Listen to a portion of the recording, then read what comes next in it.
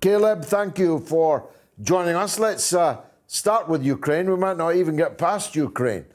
Someone told me from Germany the German airports are full of American military aircraft. The skies above Germany are filled with American aircraft. The British airfields that you have been sending American warplanes out east for the last week or 10 days. Are we really seriously going into a European war? Well, it's starting to look that way, and that's utterly terrifying, because I would like to just frankly ask, what is there to gain for average American working families right now who are seeing the price of food skyrocket, who are facing an epidemic of opioids that are destroying the lives of their children, that are driving on roads that are crumbling? What in the world is there for America's working families to gain in some confrontation in Ukraine? Now, Joe Biden is telling us he won't send American troops to fight in Ukraine, but that's deceptive, because there are already American National Guard training the Ukrainian military, and that includes that Azov battalion, that fascist formation that's part of the official Ukrainian military. What in the world are the people of the United States going to gain from some kind of head-on confrontation with a great power like Russia with a huge military? I mean, this is a disaster waiting to happen. Meanwhile, you look at home, the economy is crumbling. Inflation is through the roof. Americans are upset. They're angry. And Joe Biden wants to get us into a new war with Russia? This is insane. It is. It qualifies as insane, especially as you lost the last war not 6 months ago at the hands of men on bicycles. What makes the American ruling elite think that they can fight the hypersonically nuclear superpower of Russia?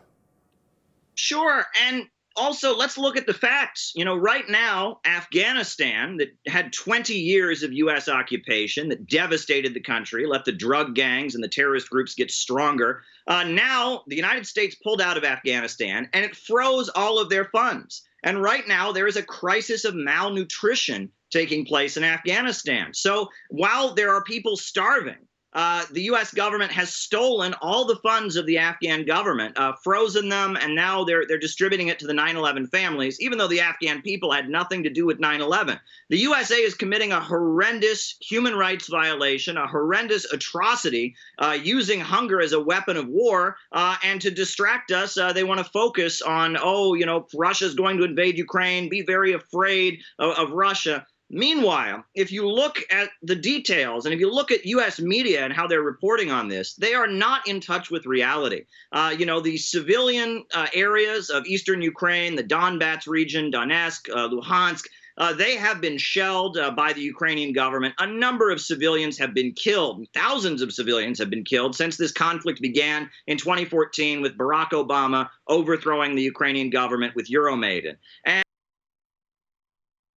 a lot of civilians, but yet now that civilians are being evacuated from eastern Ukraine in the aftermath of the explosions that happened on Friday, the U.S. media is making it sound like it's a crazy allegation that the Ukrainian government would never do this. They have been doing it. They have killed civilians. They have a monument specifically to the children who have been killed since this conflict began. The peoples of Donbas, Donetsk, Luhansk, Odessa, they have suffered since this conflict has began. They have been persecuted. They have been hit with drones. There are Turkish drones that the Kiev government has purchased from Erdogan that they've been using and attacking eastern Ukraine. And the people in eastern Ukraine are worried about their own safety, and they're fleeing and they're evacuating. And U.S. media makes it sound like there's nothing for them to be afraid of. They're not paying attention to what's actually happened in Ukraine since 2014. They're just kind of glossing all of this over, making it sound like Russia is somehow the one we should all be afraid of.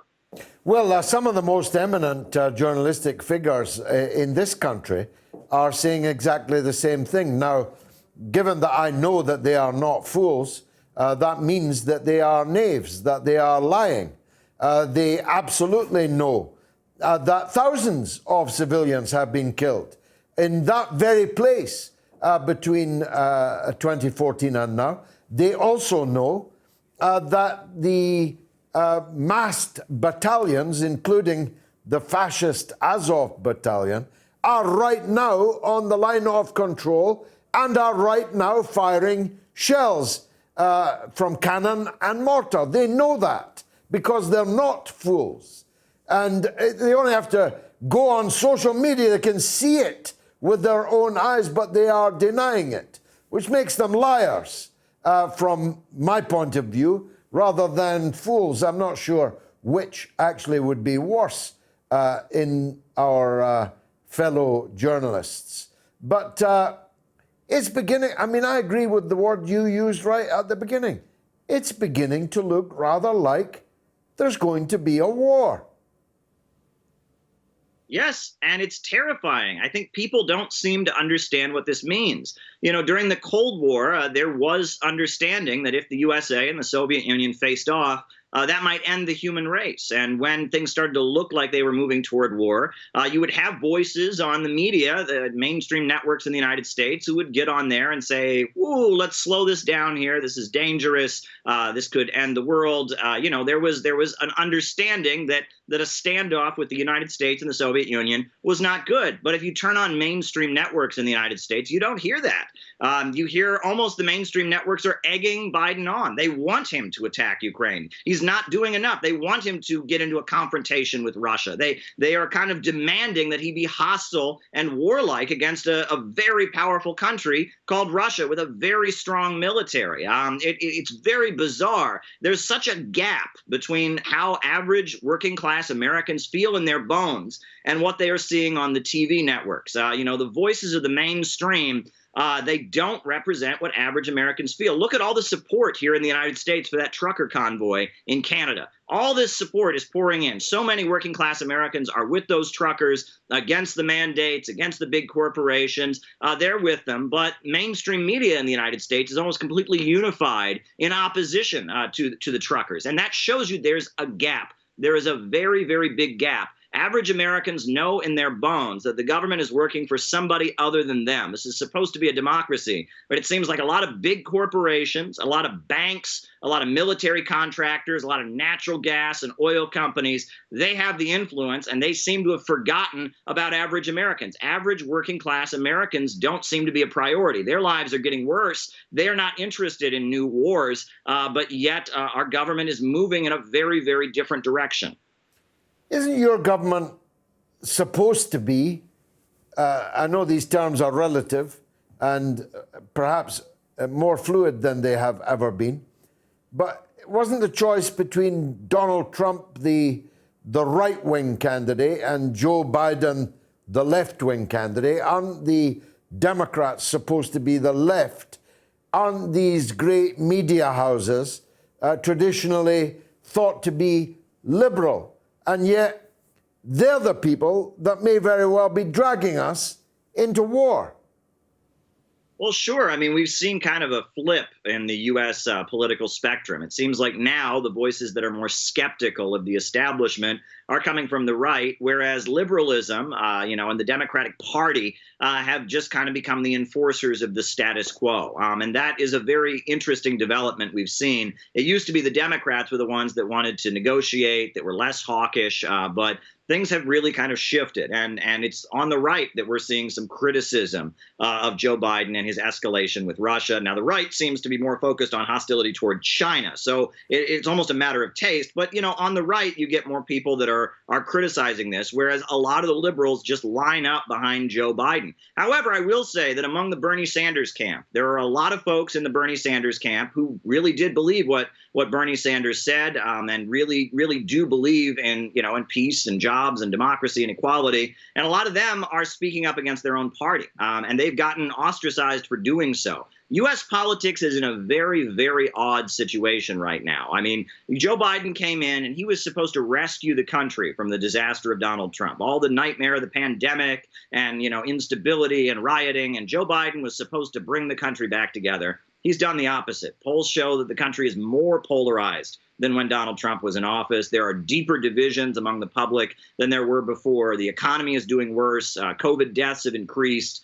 Joe Biden has really failed to live up to the American people's expectations in so many ways. And then that raises the question, are we expecting a sweep by Republicans in the midterms coming up? Should we expect Donald Trump to get reelected? Will he be like Grover Cleveland and serve non-consecutive terms, right?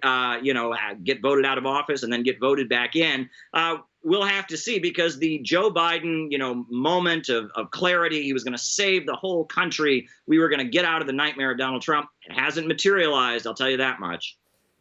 I find it difficult to believe he's running your great country.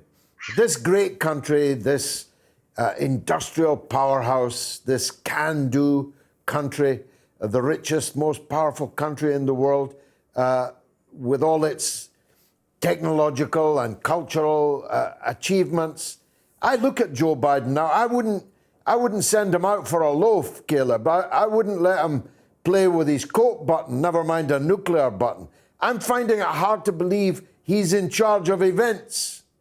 Sure. Well, the fact that he doesn't know what "Let's Go Brandon" means, right? That's the meme that's caught on in the United States by his detractors, that he's demonstrated he has no idea what that even means. He's the president of the United States. There's people who don't like him, and they've rallied around this joking meme, "Let's Go Brandon." He's never heard it. He doesn't even know what it means. That shows you he is not really in touch with things. He lives in a presidential bubble.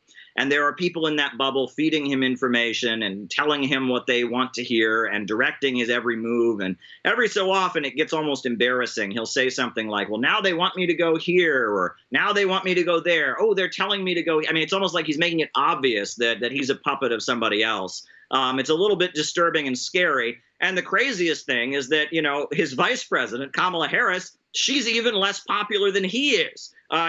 People don't like Joe Biden. His poll numbers are low, but Kamala Harris scares even some of Biden's supporters. They talked about how the White House just couldn't stand the staffers of the vice president, and that people are quitting Kamala Harris's staff in droves because they don't want to be known as Harris people, and that she has a very bad reputation on Capitol Hill. Polls show that Kamala Harris is even less popular than Joe Biden is. So it's a bizarre situation with everything that went wrong in the Trump years and all that. You'd think that the Democratic Party would take this moment to shine and walk through and become popular and fix the country.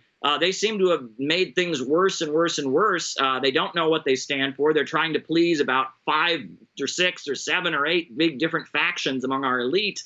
They don't even know quite what they're doing. Meanwhile, the situation in the country is getting worse. And this international situation is also getting very, very scary and dangerous. I mean, this idea of a war with Russia, this is not a war you can fight with drones. I mean, this is not something that you sit down and talk about it over coffee. I mean, this is a serious situation, and you'd think mainstream media would be at least alerting people and trying to prep them for how serious this is going to be. They're not doing that. Mainstream media seems to think, oh, great, war with Russia. Let's escalate with Russia. Tension, that's great. I'm shocked. I'm utterly shocked at seeing how ridiculously pro-war mainstream media is. Same here. I told you he was good, didn't I? Caleb Maupin, thanks very much for joining us.